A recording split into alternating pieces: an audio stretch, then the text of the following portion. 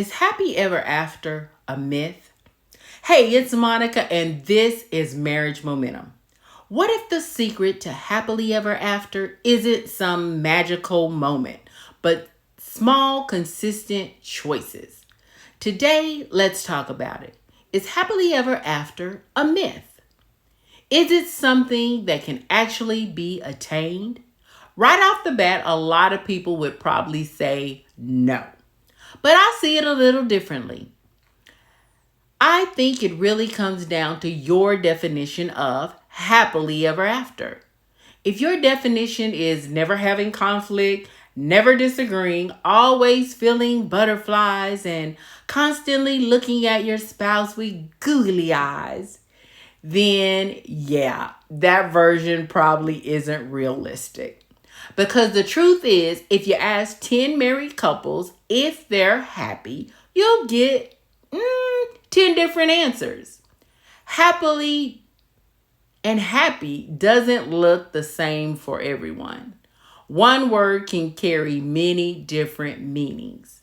I remember hearing a message from Fred Price where he explained this so well.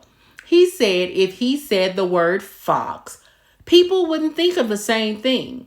Some people would think of the animal, and in the 60s, it was a slang for attractive woman, and others might even think of a car, the Volkswagen Fox.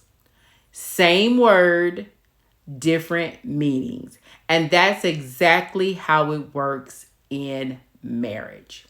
You have to make sure you and your spouse are on the same page because words, expectations, and even happiness can mean very different things. So the real question becomes, what does happily ever after look like for you? And even more importantly, have you and your spouse talked about it?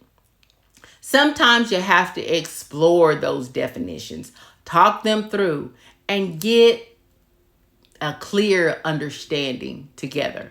Because happily ever after in marriage isn't about perfection. It's about how two people choose to live, to grow, and to stay connected over time.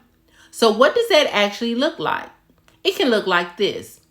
Consistent emotional safety.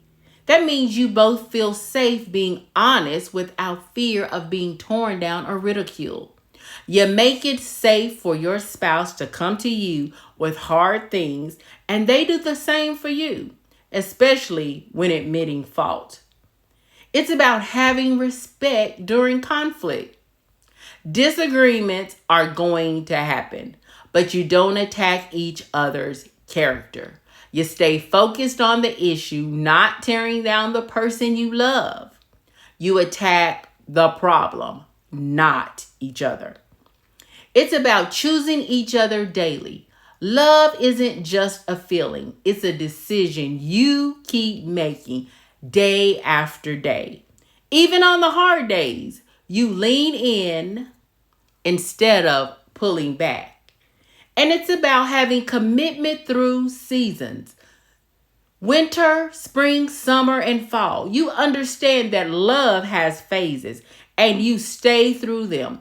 Not just through spring and summer when things are good, but through fall and winter when things may be challenging. You don't expect it to always feel easy, but you remain steady anyway. And then it's about true friendship. That means you genuinely like each other, not just love each other. You enjoy being together and you feel at ease being yourself. Now, these are just the first 5 on my list, so join me tomorrow as we continue what happily ever after can really look like in your marriage. And don't just listen, take one thing from this and put it into action today.